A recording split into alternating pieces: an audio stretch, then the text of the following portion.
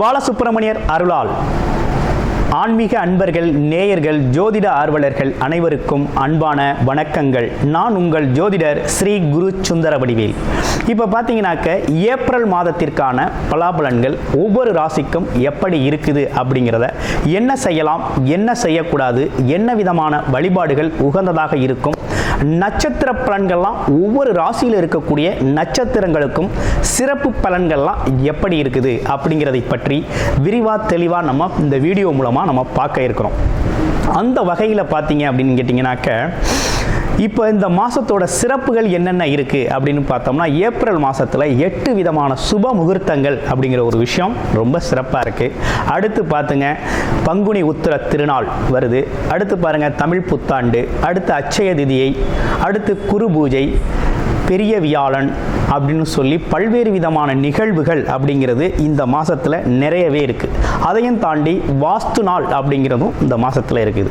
அப்போ இப்படிப்பட்ட சிறப்பு மிக்க இந்த மாதத்தில் உங்களுடைய ராசிக்கு இந்த கிரக பயிற்சிகள், கிரக மாற்றங்களால் என்னென்ன மாற்றங்களை நீங்கள் செஞ்சுக்கலாம், என்ன விதமான முயற்சிகள் கை கொடுக்கும் அப்படிங்கிறதை பற்றி விரிவாக தெளிவாக ஒவ்வொரு ராசிக்கும் மிக அழகாக பார்க்க இருக்கிறோம். நீங்கள் முழுமையாக இந்த வீடியோவை பாருங்கள். இப்போ உங்களுக்கு உங்களுடைய ராசிக்கு எப்படி இருக்கும் அப்படிங்கிறத இப்போ பார்க்கலாம். சிம்ம ராசி அன்பர்களே, காலச்சக்கரத்தின் 5வது ராசி சிம்ம ராசி. சிம்ம ராசியை பொறுத்த வகையில் பார்த்தீங்க அப்படின்னு கேட்டிங்கனாக்க, எல்லையும் ஒரு அசாத்திய துணிச்சல் ஒன்று, தைரியம், தன்னம்பிக்கை, நேர்மையான ஒரு குணம், அதே போல் அரசியல் அதிகாரத்தில் இருக்கிறது, பதவி சார்ந்த விஷயத்தில் அதிகாரம் செய்கிறது. குடும்பத்தில் பார்த்தீங்கன்னா ஒரு சிம்மராசி பெண்கள் இருக்காங்க அப்படின்னா குடும்ப நிர்வாகமே அவங்க கையில் தான் இருக்கும். அந்த மாதிரி ஒரு நிர்வாகத்திறன் அப்படிங்கிறது ரொம்ப அருமையாக உள்ள ஒரு அமைப்பு. அது மட்டும் இல்லாமல் எதையுமே தனித்துணிச்சலோடு தனியாக சாதிக்கக்கூடியவர்கள், யாரும் துணை தேவையில்லை. சிம்மராசியை பொறுத்தவரை துணைக்கு ஒரு ஆள் வேணும் அப்படின்னு அவசியம் இல்லை. தனித்து இயங்கக்கூடிய ஒரு நல்ல அமைப்பு, தைரியமாக இயங்கக்கூடிய ஒரு அமைப்பு, எந்த சூழ்நிலையும் எதிர்கொள்ளக்கூடிய ஒரு அமைப்பு, மனம் தளராதவர்கள் அப்படின்னா நம்ம சிம்மராசி அன்பர்கள் தான். அப்படிப்பட்டவர்களுக்கு இப்போ என்ன நடந்திருக்கு?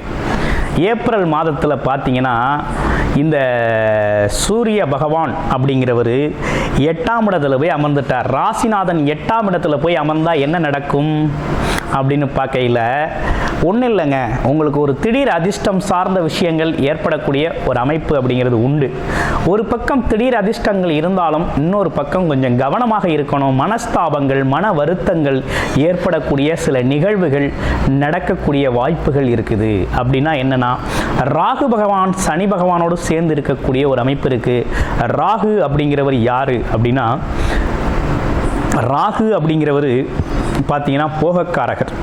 அது இல்லாமல் உங்களுடைய ராசியிலேருந்து 7க்குடைய சனி பகவானோடு சேர்ந்து இருக்கிறார். அப்போ வண்டி வாகன பயணங்கள் சார்ந்த விஷயத்தில் கொஞ்சம் கவனம் எடுத்துக்கங்க. நண்பர்களோட பயணம் செய்கிறதுல கொஞ்சம் கவனம் எடுத்துருங்க. தொழில் பார்ட்னர்ஷிப் அமைப்புகளில் கொஞ்சம் கவனம் எடுத்துக்கங்க. கணவன் மனைவி ஒற்றுமையில் கொஞ்சம் நிதானமாக செயல்படுங்க. நண்பர்களோட சேர்ந்து கொஞ்சம் நிதானமாக இருங்க. வார்த்தை ஜாலங்களில் சிக்கிக்காதீங்க. இந்த காலகட்டத்தில் தான் உங்களுக்கு ஏமாற்றமான சில விஷயங்களை செய்கிறதுக்கு எல்லாரும் தேடி வரக்கூடிய காலகட்டமாக இருக்குது. எப்படி அப்படின்னு பார்த்தோம்னா, இப்போ தான் நீங்கள் 1 லட்ச ரூபா கொடுத்தா 2 லட்ச ரூபா கிடைக்கும். அதில் முதலீடு பண்ணுங்கள், இதில் முதலீடு பண்ணுங்கள், இந்த முதலீடு ஏறும், ஷேர் மார்க்கெட்டில் இது வேல்யூ அதிகரிக்கும். அதே போல் இப்போ இந்த இடத்த வாங்கி போட்டால் கிட்டத்தட்ட பெரிய லெவலில் நீங்கள் இன்னும் ஒரு 2 வருஷத்தில் நீங்கள் பெரிய லெவலில் பணம் எடுக்கலாம் அப்படின்னு எதெல்லாம் உங்களை ஏமாற்றக்கூடிய, பெரிய லெவலில் ஏமாற்றத்தை சந்திக்கக்கூடிய அமைப்புகள் இருக்குதோ அதெல்லாம் இந்த காலகட்டத்தில் கதவை தட்டும். அது நண்பர்கள் மூலமாக, உறவுகள் மூலமாக வரும். அதனால் ஒரு முறைக்கு 2 முறை ஆலோசனை செஞ்சு, கூட்டு தொழிலாக இருந்தாலும் சரி, சுய தொழிலாக இருந்தாலும் சரி, முதலீட்டு முறையில் எதுலையும் நீங்கள் பண்ணணும். 2வது வருமானம், 3வது வருமானம்னு பல்வேறு விதமான வருமானங்களுக்கு வழி செய்யணும் அப்படின்னாலும் கவனம் எடுத்துக்கங்க. ஆலோசனை செஞ்சு ஆலோசனை அடிப்படையில் நல்ல தீர்வு எடுத்த பிறகு நீங்கள் இறங்கலாம். உங்களுடைய பிறப்பு ஜாதகத்தில் என்ன தசாபுத்தி அமைப்பு இருக்குது, உங்களுக்கு லக்கணம் அடிப்படையில் என்ன சாதகமாக இருக்கா பாதகமாக இருக்கா அப்படிங்கிறத பார்த்துட்டு நீங்கள் முழுமையாக இறங்கலாம். ஏன்னா சிம்ம ராசி அன்பர்களை பொறுத்த வகையில் நமக்கு நிறைய ஜாதகங்களை அனுப்பியிருக்கீங்க. அந்த வகையில் உங்களோட ஜாதகத்தை பார்த்த வரையில் என்னென்னு கேட்டிங்கனாக்க, கண்டகச்சனி பாதிப்பால் ரொம்ப அதிகமாக குடும்ப உறவுகளில் பாதிக்கப்பட்டிருக்கீங்க. கணவன் மனைவி ஒற்றுமை குறைபாடு, நண்பர்கள்லாம் கொஞ்சம் கையை விட்டு விலகி போனது, அதே போல் பணம் சம்பந்தப்பட்ட சின்ன சின்ன பிரச்சனைகள், ஆமாம், எதிர்பார்த்த அடிப்படை தேவைகளை நிறைவேற்றுவதில் ஒரு சிக்கல், பதவி சார்ந்து இருக்கவங்களுக்கெல்லாம் கொஞ்சம் பதவியில் இருக்கக்கூடிய நெருக்கடிகள், இதெல்லாம் நம்ம நிறைய பார்த்துருக்கோம். அதெல்லாம் ஒரு மாற்றம் இருக்குமா அப்படின்னா, இந்த மாதத்தில் அதெல்லாம் கொஞ்சம் எதிர்பார்க்க முடியாது. என்ன எதிர்பார்க்கலாம் அப்படின்னா, உங்களுக்கு சனியோட பார்வை, கண்டகச்சனி பார்வை விலகிருச்சு. அப்போ என்னன்னா, அடிப்படையில் நீங்கள் இந்த கண்டகச்சனி பார்வை விலகிருச்சு. ஆனால் என்னன்னா, அஷ்டமச்சனி பாதிப்பு அப்படிங்கிறது ஆரம்பிச்சிருச்சு. அப்போ உடல் நிலையில் மனநிலையில் கொஞ்சம் கவனம் எடுத்துக்கணும். அதுலேயும் இந்த நட்சத்திரம் சொல்லக்கூடிய மகம் பூரம் உத்திரம் அப்படின்னு சொல்லக்கூடிய மகம் நட்சத்திரக்காரர்கள் கொஞ்சம் கவனமாக இருங்க. அடுத்து பூரம் நட்சத்திரக்காரர்கள் பிற்பகுதியில், அடுத்து உத்திரம் நட்சத்திரக்காரர்கள் எல்லாருமே கொஞ்சம் கவனமாக இருக்க வேண்டிய காலகட்டமாக இருக்குது. இந்த காலகட்டத்தில் உத்திரம் நட்சத்திரம் கொஞ்சம் கூடுதல் பாதிப்பையும், பூர நட்சத்திரம் அதே நேரத்தில் மகம் நட்சத்திரத்தை விட பூர நட்சத்திரம் அப்படிங்கிறது கொஞ்சம் அலைச்சல் திருச்சல் மன உளைச்சல் சார்ந்த விஷயங்களுக்கு ஆட்படக்கூடிய சூழ்நிலைகள் இருக்குது. அதனால் கொஞ்சம் கவனம் எடுத்துக்கங்க. ஆமாம், மனஸ்தாபங்கள் கொஞ்சம் வரக்கூடிய, அதே போல் படித்து பார்க்காத பேப்பர்கள்லாம் கையெழுத்து போடாதீங்க. யாருக்கும் உத்தரவாதம் கொடுக்காதீங்க. அதை செஞ்சுத்தாரேன், இதை செஞ்சுத்தாரேன், பணம் சார்ந்த விஷயத்திலே, பொருள் சார்ந்த விஷயத்திலே உத்தரவாதம் கொடுக்கக்கூடிய அவசியம் இந்த காலகட்டத்தில் இல்லை. அப்போ இதெல்லாம் ஒரு பக்கம் இருக்க, வேலை தொழில் நல்லா இருக்குமா, வருமானம் நல்லா இருக்குமா அப்படின்னு அடுத்த கட்டத்தை பார்த்தா, வருமானம் சார்ந்த விஷயத்தில் ஒன்றும் பெரிய குறை இல்லைங்க. ஏன்னா வருமானத்துக்குடைய அதிபதி அப்படிங்கிறவர் பார்த்தீங்கன்னா ஒரு நல்ல நிலையில் தான் இருக்கிறாரு.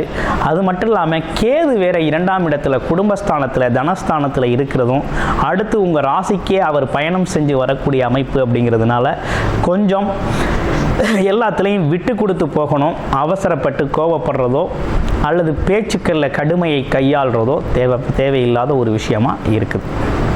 ஓகே, எப்படி பார்த்தாலும் கொஞ்சம் கவனம் அப்படிங்கிறது அவசியம் இருக்குது. வருமானத்தில் ஒன்றும் பெரிய குறை இருக்காதுங்க. கொஞ்சம் பற்றாக்குறை வருமானம்னாலும் உங்களோட அடிப்படை தேவைகளை நிறைவேற்றும் விதமாக நல்லபடியாக நல்ல வருமானம் வரும். சில அதிர்ஷ்டம் அப்படிங்கிறது உங்களோட பிறப்பு ஜாதகத்தில் இருக்குன்னா திடீர்னு அந்த யோகா அமைப்புகள் இப்போ செயல்படக்கூடிய அமைப்பு அப்படிங்கிறது உண்டு. அடுத்து பாருங்கள், வேற என்ன தொழிலெலாம் எப்படி இருக்க போகுது அப்படின்னு பார்க்கையில், தொழில் அதிபதி இப்போ என்ன பண்ணிட்டாரு அப்படின்னா, தொழில் அதிபதியும் போயிட்டு 8ஆம் இடத்துல போய் உச்ச பலத்தில் இருக்கிறார். என்னன்னா திடீர் அதிர்ஷ்டகரமாக ஏதாவது தொழில் வாய்ப்புகள் அமையும். இந்த கான்ட்ராக்ட் ஒர்க் பண்ணுறவங்க, கவர்மெண்ட் ஜாப்பில் இருக்கவங்களுக்கு திடீர்னு இடமாற்றம் ஏற்படுறது, எதிர்பார்த்த இடத்துக்கு போகிறது, டிரான்ஸ்ஃபரு. அடுத்து பாருங்கள் என்ன நீண்ட நாள் கனவுகள், ஆசைகள், அது மட்டும் இல்லாமல் பார்த்தீங்கன்னா உங்களுக்கு நியாயமாக சேர வேண்டிய சொத்து பத்துக்கெல்லாம் இந்த காலகட்டத்தில் வரும். இந்த கோர்ட்டு கேஸு வழக்குகள்லாம் உங்களுக்கு கொஞ்சம் தீர்வாகும். எப்படி பார்த்தாலும் தொழில் சார்ந்த முதலீடுகள் அப்படிங்கிறதுல கொஞ்சம் கவனம் இருக்கணும். அதே நேரத்தில் உங்களுக்கு வர வேண்டிய பாக்கிய அமைப்புகள் இந்த காலகட்டத்தில் வரக்கூடிய சூழ்நிலைகள் உண்டு. ஆமாம், என்ன இருந்தாலும் குலதெய்வ வழிபாடு அப்படிங்கிறது ரொம்ப அவசியம். ஏன்னா 10ஆம் இடத்துல குரு பகவான் இருக்கிறாரு. 10இல் குரு இருந்தால் பதவியும் பறிபோகும் அப்படின்னு ஒரு ஜோதிட பழமொழி உண்டு. அந்த பழமொழியோட உட்பொருள் என்னன்னு கேட்டிங்கன்னா, என்ன வேலை தொழில் செய்கிறோமோ அந்த தொழிலிருந்து மாறுதலை சந்திக்க வேண்டிய காலகட்டம் அப்படின்னு சொல்லுவாங்க.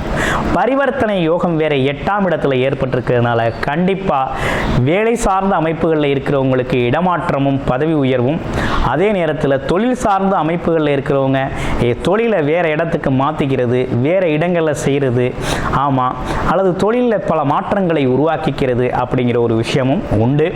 அப்போ வியாபாரம் சார்ந்த விஷயங்கள் இருக்கவங்க பயணங்கள் தொடர்பான அமைப்புகள் ஏற்படக்கூடிய காலகட்டமாக இந்த காலகட்டம் இருக்குது. பயணத்தால் லாபம் இருக்குது. அப்போ உறவு நிலைகளில் கவனம் வேணும். அடிப்படையில் உடல் ஆரோக்கியம், மனம் ஆரோக்கியத்தில் கவனம் வேணும். உறவு நிலையில் கவனம் வேணும். பணம், பொருள், செல்வாக்கு சார்ந்த விஷயங்கள், செல்வாக்கு அடிப்படையில் கொஞ்சம் கவனம் எடுத்துக்கங்க. மற்றபடி உங்களுக்கான அடிப்படை வருமானத்தில் எந்த குறையும் இல்லை. அதனால் இவை அனைத்தும் பொது பலனாக நம்ம சொல்லிக்கிட்டு இருக்கிறோம். இது வந்து கோச்சார ரீதியான கிரக அமைப்புகள் இப்படி இருக்குது. ஆனால் உங்களுடைய பிறப்பு ஜாதகத்தில் உங்கள் கிரக அமைப்புகள் எப்படி இருக்குது, என்ன தசாபத்தி அமைப்புகள் இப்போ நடக்குது, எதை அனுபவம் செய்யலாம், எது சார்ந்த லாபம் உண்டு, ஆதாயம் உண்டு அப்படிங்கிறத பார்த்து தெரிஞ்சுக்கணும் அப்படின்னா டிஸ்பிளேல தர நம்பருக்கு கால் பண்ணி உங்களுடைய பிறப்பு ஜாதகத்தை முழுமையாக பார்த்து நீங்கள் தெரிஞ்சு கொள்ளலாம். நன்றி, வணக்கம், வாழ்த்துக்கள்.